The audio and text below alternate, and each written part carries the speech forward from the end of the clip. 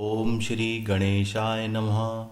ओम ब्रह्मा मुरारी त्रिपुरांतकारी भानुः शशि भूमिस्थो बुद्धश्च गुरुश्च शुक्रः शनि राहु केतवः सर्वे ग्रह शांतिकरा भवन्तु।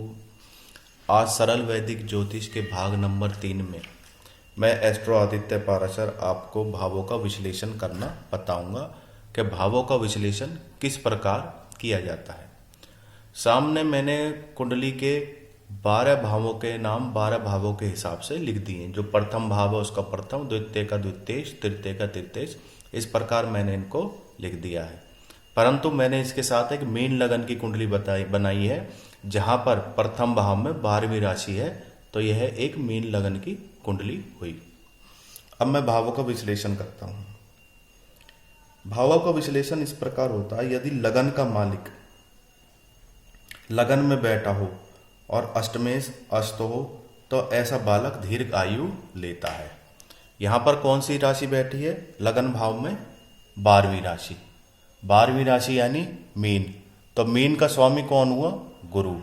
गुरु अपने भाव में बैठा हो, लगन में बैठा हो, और यहां जो भी ग्रह बैठा होगा, मान लीजिए यहां पर मंगल बैठा है और मंगल अस्त है, मंगल अस्त है, तो ऐसा बालक दीर्घ आयु लेगा। इसके अलावा जो लग्नेश सप्तम में स्थान में हो, ऐसे मनुष्य की स्त्री कम आयु लेती है। यह आपका सप्तम स्थान है, जहां पर छठी राशि है। यहां पर लगन का स्वामी कौन हुआ? गुरु। तो गुरु आपका कहां बैठा है? सप्तम भाव में।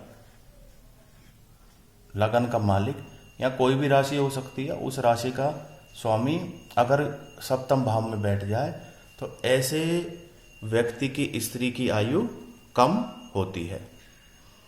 द्वितीय यानी धन भाव। अगर धन भाव का स्वामी पहले, चौथे, 7वें, 10वें स्थान पर हो तो ऐसा व्यक्ति धनवान होता है। द्वितीय भाव यानी मेष राशि। मेष राशि का स्वामी कौन हुआ? मंगल। मंगल अगर इनमें से किसी भी स्थान पर बैठा है तो ऐसा व्यक्ति धनवान होगा। इनमें से किसी भी स्थान पर अगर मंगल बैठा है तो ऐसा व्यक्ति धनवान होता है।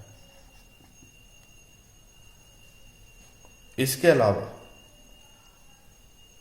तीसरे, छठे, 8वें, 12वें स्थानों पर पड़े तो धन के मामले में उतार चढ़ाव देखना पड़ता है। तीसरे, छठे, 8वें या 12वें स्थान पर पड़े तो ऐसे व्यक्ति को धन के मामले में उतार चढ़ाव देखना पड़ता है। प्रथम राशि, द्वितीय भाव, प्रथम राशि का स्वामी मंगल, अगर ये तृतीय स्थान पर हो और छठे पर हो, 8वें पर हो और 12वें पर हो, छठे पर, 8वें पर और 12वें स्थान पर अगर मंगल होगा तो ऐसे व्यक्ति को धन के मामले में काफी उतार चढ़ाव देखना पड़ेगा। तृतीय भाव। तृतीय भाव क्या कहलाता है? जो तृतीय भाव है वह भाव भाई बहन और पराक्रम का भाव कहलाता है। अगर तीसरे स्थान का स्वामी, तीसरे स्थान का मालिक छठे, पहले, चौथे, छठे, 7वें या 10वें स्थान पर हो तो ऐसे व्यक्ति को भाई बहन का सुख प्राप्त होता है। यह आपका तीसरा भाव है। तीसरे भाव का स्वामी कौन हुआ? तीसरे भाव की दूसरी राशि। तो दूसरी राशि का स्वामी कौन हुआ?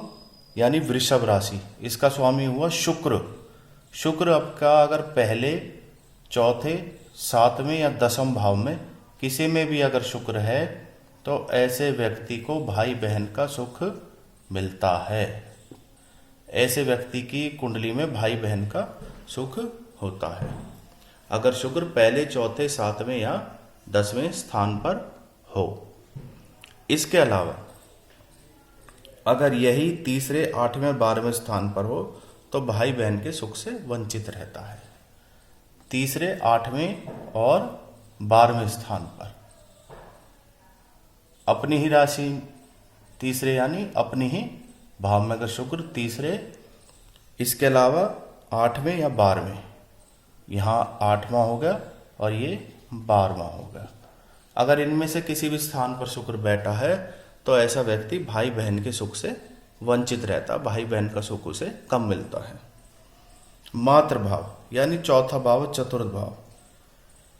यदि शनि मंगल के बीच में चंद्रमा चौथे स्थान पर बैठा है, यहां पर आपका शनि है और इस स्थान पर मंगल है, और यहां अगर चंद्रमा बैठा है तो ऐसा बालक माता के लिए कष्टकारी होता है। इसके अलावा अगर आपका चंद्र यहां पर है और वह शनि और मंगल के बीच में बैठा है तो ऐसा बालक पिता के लिए कष्टकारी होता है। इसके अलावा पहले, चौथे, सातवें, 10वें स्थान, यदि चौथे स्थान का मालिक केंद्र में हो, चौथे स्थान का मालिक कौन हुआ? यहां तीसरी राशि। चौथे स्थान का स्वामी यानी मिथुन, मिथुन का स्वामी कौन हुआ? बुध। बुध अगर केंद्र में है, ये आपका बुध अगर केंद्र में है, या फिर चौथा, सातवां, 10वां भाव पाप ग्रह से वंचित हो तो ऐसे व्यक्ति को माता का पूर्ण सुख प्राप्त होता है। चौथा, सातवां,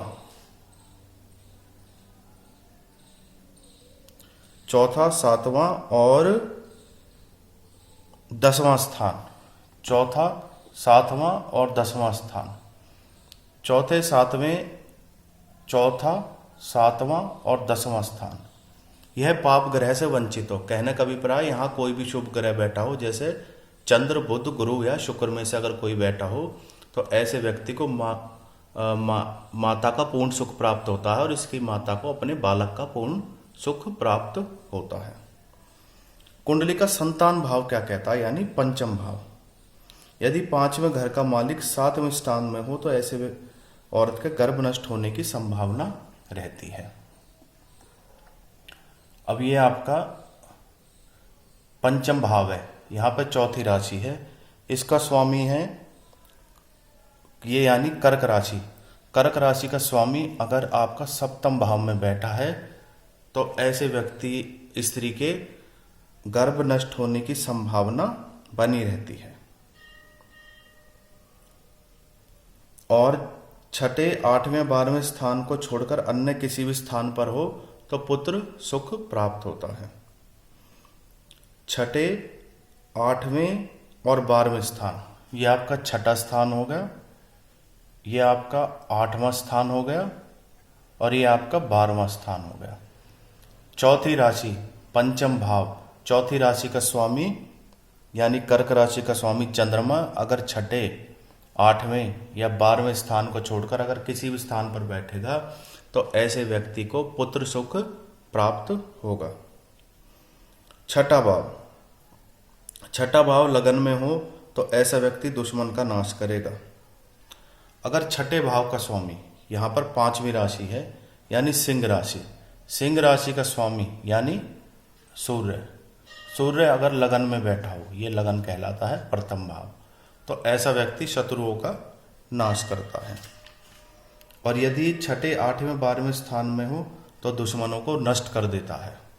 और इसके अलावा छठे, 8वें, ये 8वां स्थान भाव और ये 12वां, अगर छठे, क्षमा कीजिएगा, छठे, 8वें और 12वां भाव, यदि छठे, 8वें और 12वें भाव में हो तो ऐसा व्यक्ति दुश्मनों को नष्ट कर देता है, परंतु अपने मामाओं के लिए, ननिहाल के लिए कष्टकारी होता है।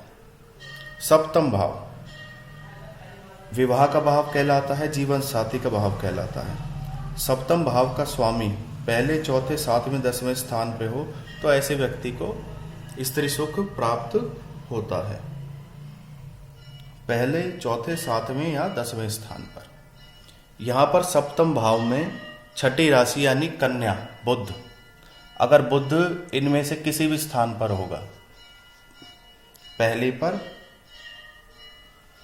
और चौथे पर, 7वें पर और 10वें पर, यहाँ पर सप्तम भाव है, छठी राशि है, छठी राशि का स्वामी यानी कन्या, कन्या राशि का स्वामी कौन हुआ? बुध। बुध अगर इनमें से किसी भी स्थान पर है तो ऐसे व्यक्ति को स्त्री सुख प्राप्त होगा, उसका जीवन साथी का सुख पूर्ण रूप से उसको प्राप्त होगा, और साथ में भाई बहनों का और व्यापार का सुख भी ऐसे व्यक्ति को प्राप्त हो सकता है। आयु भाव, धर्म भाव, मृत्यु भाव यानी 8वां भाव। यदि लग्नेश सूर्य का शत्रु हो तो ऐसा व्यक्ति की अल्पायु हो सकती है। लग्नेश यानी यहां पर अगर शनि हो, शनि ग्रह सूर्य का शत्रु है,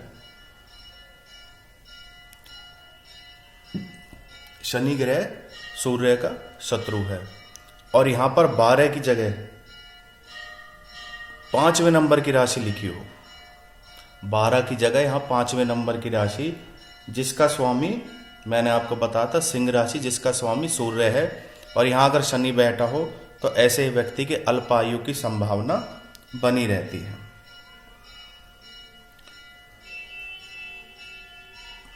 और यदि सूर्य सम हो तो मध्य आयु और लगभग 65 वर्ष तक की आयु ऐसे व्यक्ति को प्राप्त होती है।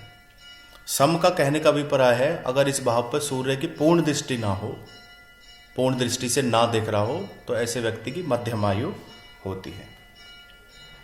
अब आ गया आपका धर्म का भाव यानी भाग्य का भाव, जो आपका 9वां भाव कहलाता है।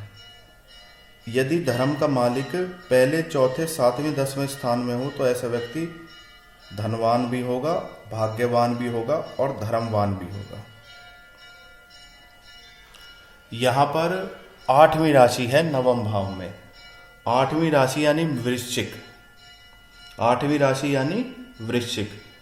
अगर वृश्चिक का स्वामी यानी मंगल, मंगल आपके यहाँ पर ये इस भाव में चौथे में किसी में भी मंगल हो तो ऐसे व्यक्ति धनवान होगा, भाग्यवान होगा और धर्म पर चलने वाला होगा।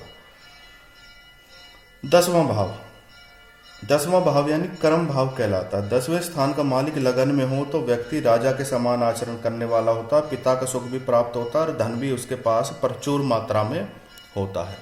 10वें भाव में यहाँ 9वीं राशि है, ये आपका 10वां भाव है। 10वें भाव में आपकी 9वीं राशि है, 9वीं राशि, 9वीं राशि यानी धनु, धनु का स्वामी कौन हुआ? गुरु। यदि गुरु लगन में हो, अगर गुरु लगन में हो तो ऐसा व्यक्ति राजा के समान आचरण करता है, अर्थात कहने का मतलब है धन का सुख भोगता है अपने व्यवसाय द्वारा, कर्मों द्वारा, अपने कार्य द्वारा, नौकरी द्वारा, और पिता का भी सुख उसको व्यक्ति को प्राप्त होता है। कुंडली का एकादश भाव क्या कहता है? भाव विश्लेषण में एकादश भाव भी बहुत महत्वपूर्ण है। यदि लाभ स्थान का मालिक पहले, चौथे, 7वें, 10वें स्थान में हो तो व्यक्ति दिन प्रतिदिन लाभ ही प्राप्त करेगा, धन धान्य की मौज रहेगी। यहां पर 10वां, यहां पर 10वीं राशि है एकादश भाव में, 10वीं राशि यानी मकर। मकर का स्वामी ग्रह कौन हुआ? शनि। शनि अगर पहले, चौथे, 7वें या 10वें स्थान पर हो, अगर शनि किसी भी स्थान पर बैठा है तो ऐसा व्यक्ति रातों रात धन कमाएगा और धन लाभ बहुत अच्छी तरह प्राप्त करेगा, प्रतिदिन उसकी धन की आय बनी रहेगी, लाभ भाव की हमेशा जय होगी। और अगर 8वें, 6ठे, 12वें स्थान पर हो तो व्यक्ति को लाभ के साथ साथ हानि की भी संभावना पूर्ण रूप से बनी होती है, वह व्यापार में घाटा उसको लगा ही रहता है। 8वां, 6ठा और 12वां भाव, यह आपका 8वां, ये आपका 6ठा और ये आपका 12वां भाव। 12वें में, 8वें में और 6ठे भाव में किसी में भी अगर शनि हुआ तो व्यापार में घाटे की संभावना बनी रहती है। वैभव, 12वें स्थान का मालिक 6ठे, 8वें, 12वें स्थान पर पड़े तो व्यक्ति पूर्ण रूप से सुख प्राप्त करेगा और धन जमा करेगा। ये आपकी द्वादश भाव में 11वीं राशि है। द्वादश भाव में 11वीं राशि यानी कुंभ। कुंभ का स्वामी हुआ शनि। अगर शनि छठे, 8वें या 12वें भाव में है तो ऐसे व्यक्ति को पूर्ण सुख प्राप्त होता है। छठे भाव में, 8वें भाव में और 12वें भाव में, तो ऐसे व्यक्ति के पास धन अच्छी मात्रा में जमा होगा और धन का पूर्ण सुख वह भोगेगा। और पहले, चौथे, 7वें, 10वें स्थान पर पड़े तो ऐसा व्यक्ति पहले, चौथे, 7वें, 10वें स्थान में पड़े या तीसरे या 11वें स्थान पर पड़े तो ऐसे व्यक्ति को धन के मामले में, जमा के मामले में कष्ट भोगना पड़ता है। वह अप्रचुर मात्रा में धन जमा नहीं कर पाता। कौन कौन से भाव बताए मैंने आपको? इसके अलावा तीसरा, 11वां, पहला, चौथा, 7वां, 10वां, तीसरा या 11वां, पहला, चौथा, 7वां, 10वां, तीसरा या 11वें स्थान में पड़े तो व्यक्ति को थोड़ा पूर्ण रूप से अपनी लाइफ में धन जमा नहीं कर पाता। पहला, चौथा, 7वां, 10वां और इसके अलावा कौन से भाव बताए थे? तीसरा और 11वां। अगर इनमें किसी भावों में आपके द्वादश भाव का मालिक यानी 11वीं राशि का मालिक है तो ऐसा व्यक्ति धन संचय नहीं कर पाता। उसे धन संचय में हमेशा परेशानी बनी रहती है, पूर्ण रूप से धन संचय नहीं कर पाता। यहाँ धन आता है और दूसरी ओर उसका धन खर्च हो जाता है, तो वह पूर्ण रूप से धन नहीं जोड़ पाता। ये मैंने आपको भावों का विश्लेषण बताया सरल वैदिक ज्योतिष के भाग नंबर 3 में और यह आपके लिए अत्यंत उपयोगी सिद्ध होने वाला है। आपका दिन शुभ रहे। कृपया आप मेरे वैदिक पाराशर ज्योतिष चैनल को सब्सक्राइब कीजिए। प्लीज़ इसको सब्सक्राइब जरूर कीजिए।